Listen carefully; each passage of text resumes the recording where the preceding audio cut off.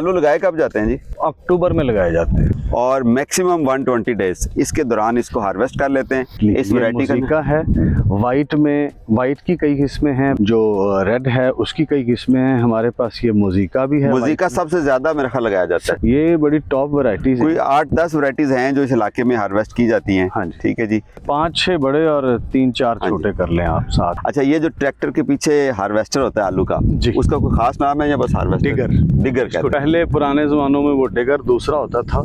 इसको धो के मार्केट में बेचते हैं या ऐसे ही मिट्टी वाला? कुछ बेच लेते हैं, कुछ स्टोरेज कर लेते हैं। अस्सलाम वालेकुम दोस्तों, मैं हूं आपका जावेद इकबाल और मेरे हाथ में आप देख ही रहे हैं दुनिया में सबसे ज़्यादा खाई जाने वाली सब्ज़ी पोटैटोज़ यानी कि आलू।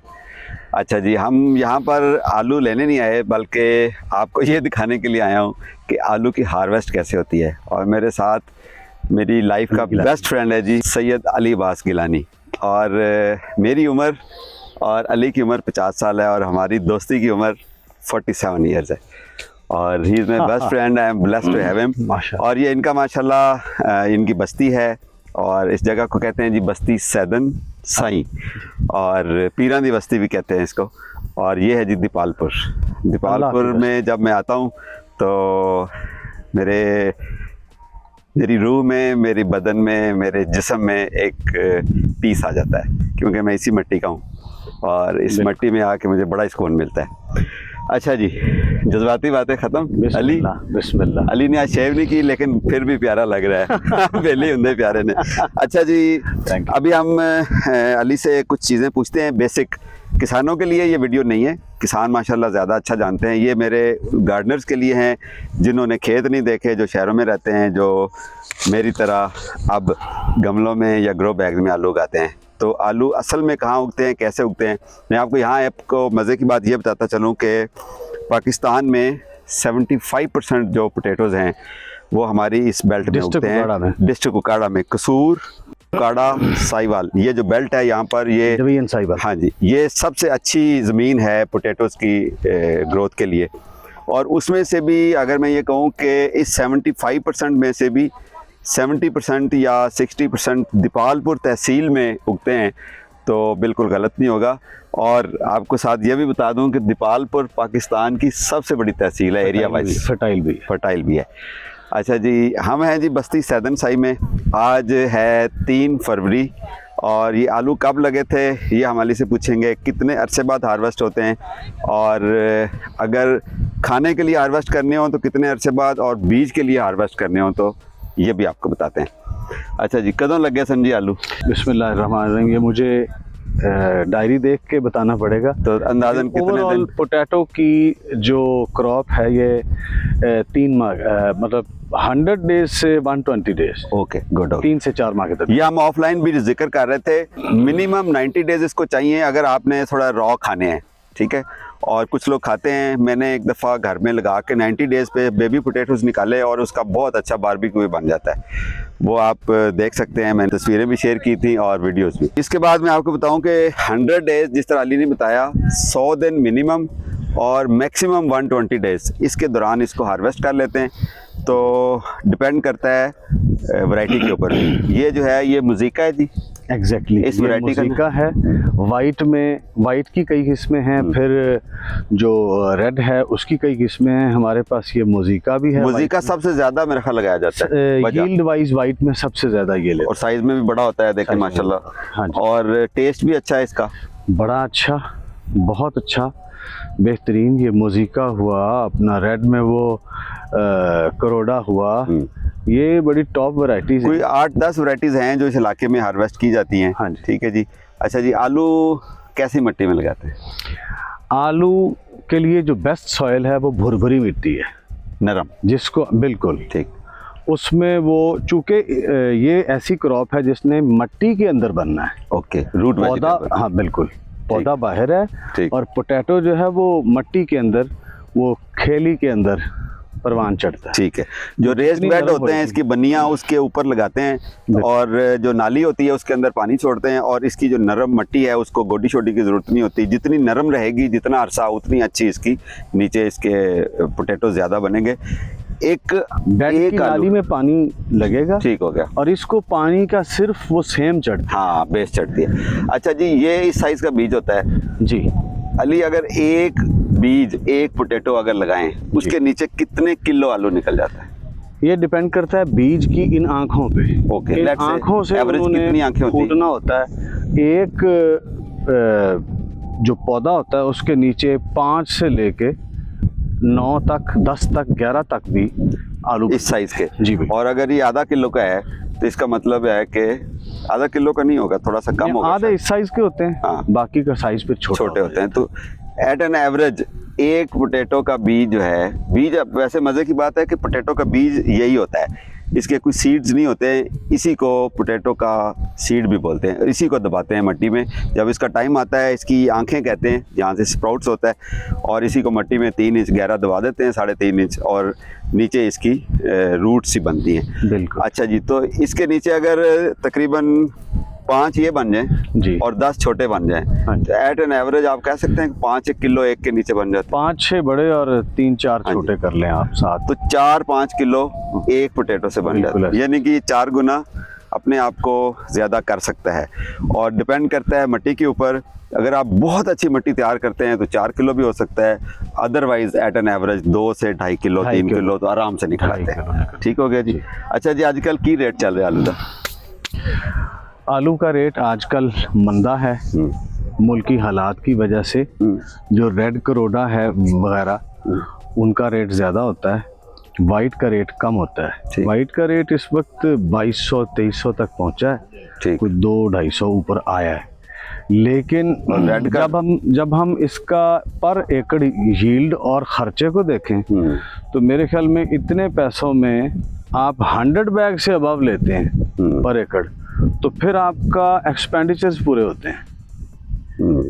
तो आजकल आलू जो है यील्ड अच्छी दे रहा है हर जगह पे, लेकिन रेट अच्छा नहीं है उस हिसाब से, जितनी खर्चा होगा हिसाब से रेट अच्छा नहीं है। जितनी मेहनत है, जितना खर्च है, उस हिसाब से रेट बिल्कुल सही नहीं है।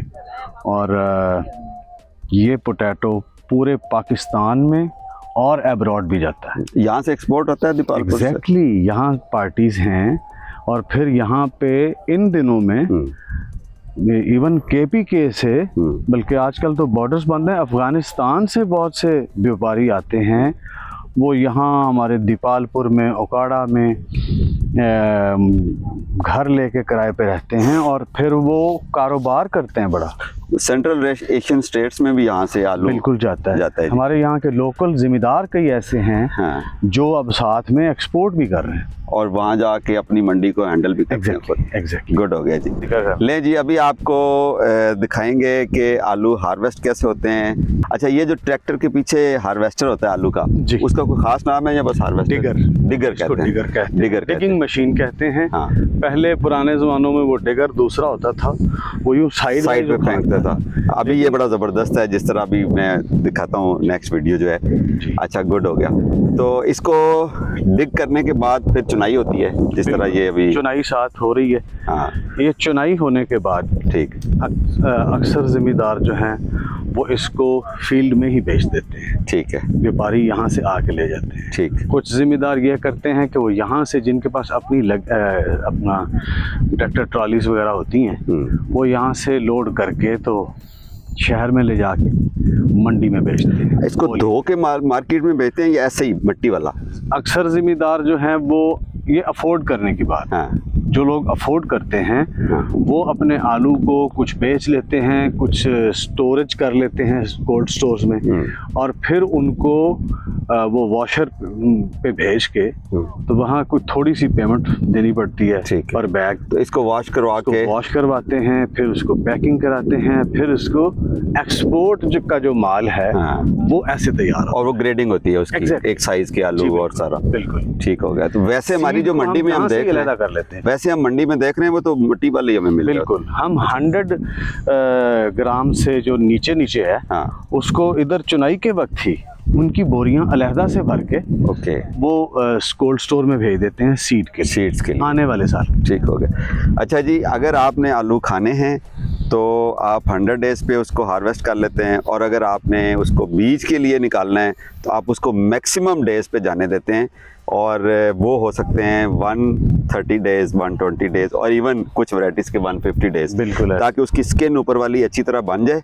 फिर उसको निकालते हैं, जो स्पेशली सीड के लिए रखा जाता है। क्यों अली, एम आई राइट? ओके जी। अच्छा जी, अभी आपको बताएंगे कि इसकी हार्वेस्ट अली ने जिस तरह बताया कि मिनिमम 90 डेज़ और एट एन एवरेज 100 डेज़ के बाद इसको हार्वेस्ट किया जाता है। और अगर आपने इसको बीज के लिए निकालना है तो इसकी स्किन को पूरा होने देते हैं, अच्छी तरह मेच्योर होने देते हैं, तब निकालते हैं, और इसकी ग्रेडिंग करके फिर उसको कोल्ड स्टोरेज में रख देते हैं। पोटैटोज़ को नेक्स्ट सीज़न की उसके लिए स्टोर कर लेते हैं लगाने के लिए। यही आलू इसके बीज होते हैं। और इसका जो अली, जो इसका जिससे हार्वेस्ट करते हैं उसको डिगर बोलते हैं, डिगिंग मशीन। और उसके बाद हाथों से चुनाई होती है, बिल्कुल है। फिर बोरियों में भरा जाता है, बिल्कुल है। या इसको धोया जाता है। बिल्कुल है। कुछ लोग इसको वॉशर पे भेज के धुलवा भी लेते हैं, हैं, और वो एक्सपोर्ट का माल तैयार। यानी कि अगर आपने इसको पॉलिश भी हो सकते हैं ये। एग्जैक्टली। उसके यानी बाद कि इसको बहुत अच्छी खूबसूरत पैकिंग के लिए इसको अच्छी वॉशिंग की जाती है, उसके बाद इसको खूबसूरत पैकिंग की वो एक जाती तरह है, से एक्सपोर्ट क्वालिटी की खूबसूरत इसके बैग होते हैं, और उसके बाद उसको एक्सपोर्ट कर दिया जाता है। तो घर में उगा सकते हैं आलू? बिल्कुल, आप घर में, अगर आपको अल्लाह ने थोड़ी सी जगह दी हुई है, हाँ। आप घर में उगाते हैं। और अगर जगह नहीं है तो मैं आपको बताता हूँ, ग्रो बैग्स होते हैं, ग्रो बैग स्पेशली जो थोड़ी सी जिसकी डेप्थ 18 इंच हो, 1.5 फुट, तो उसके अंदर आप अगर 3 इंच गहरा इसको लगा दें, और ये आपके आसानी से घर में, आप घर में खाने के लिए कम से कम एक्सपेरिमेंट के लिए ज़रूर उगा सकते हैं। आलू लगाए कब जाते हैं जी? महीना? आलू जनाब अक्टूबर में लगाए जाते हैं। अक्टूबर में लगाए जाते हैं, जब ठंड शुरू हो जाती है, सर्दियाँ स्टार्ट होती हैं, जो ही जब यानी मौसम चेंज होता है, गर्मी यानी खत्म हो रही होती है, उस वक्त आलू लगा लिए जाते हैं। अक्टूबर का सारा महीना जो है आलू की काश्त होती है।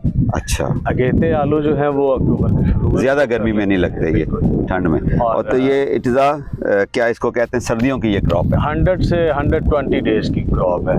जो लोग अगेती अपना वो उसको कटाई करके ज़्यादा रेट लेते हैं, वो इसको 80 डेज में भी निकाल सकते हैं, निकाल लेते हैं, उखाड़ लेते हैं।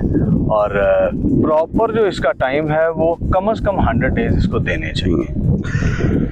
आलू जो है इस एरिया में स्पेशली और हमारे पाकिस्तान में बहुत अच्छे ग्रो होते हैं। इसके ऊपर मज़ीद बहुत कुछ सोचा जा सकता है कि हम इसमें क्या वैल्यू एडिशन कर सकते हैं। इसका पाउडर बना के दुनिया में एक्सपोर्ट कर सकते हैं, इसको हम चिप्स इसके बना सकते हैं, इसकी बहुत सारी प्रोडक्ट्स हैं, बहुत सारी प्रोडक्ट्स हैं जिनकी तरफ हमें तवज्जो देनी चाहिए।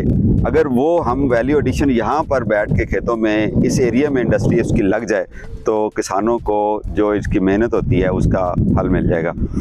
और अपना अच्छा जी, अच्छा ये आलू मैं देख रहा था अली कि ये ऊपर से कुछ ग्रीन हो जाता है जी, ये ग्रीन क्यों हो जाता है? ये जब बिजाई के वक्त आलू अपने बेड में मुकर्ररा वो डेप्थ से ज़रा ऊपर रह जाए, हाँ, बन जाए, ठीक, तो वो ज़मीन जो है ऊपर से बेड किसी जगह से फटता भी है पानी लगने के बाद वो, जी जी बिल्कुल, उसमें जिनको ये लाइट लगती है, सनलाइट डायरेक्ट, वो ग्रीन हो जाते हैं। अच्छा, यानी कि हमने बचपन में सही सुना था कि फोटोसिंथेसिस हो तो कलर ग्रीन निकल आता है, इसका भी ऐसा ही है ये। लेकिन इसका रेट मार्केट में कम लगता है। अगर जितना आलू ज़्यादा साफ होएगा उतना उसका रेट ज़्यादा। चले जी, अच्छा जी, आलू को जब भी आपने खाना है ना तो कोशिश ये करनी है कि छीले बगैर सिर्फ धो के खाएं। जो इसकी स्किन है कोई इतनी मोटी नहीं होती है, और इसकी स्किन में नेचुरली डॉक्टर शहजाद बसरा आपको ज़्यादा बता सकते हैं कि क्या आलू के अंदर या उसकी स्किन में कोई न्यूट्रिशनल वैल्यूज़ में फ़र्क होता है कि नहीं होता। तो नेक्स्ट वीडियो मैं डॉक्टर बसरा के साथ बनाऊंगा तो उनसे ज़रूर पूछ के आपको बताऊंगा।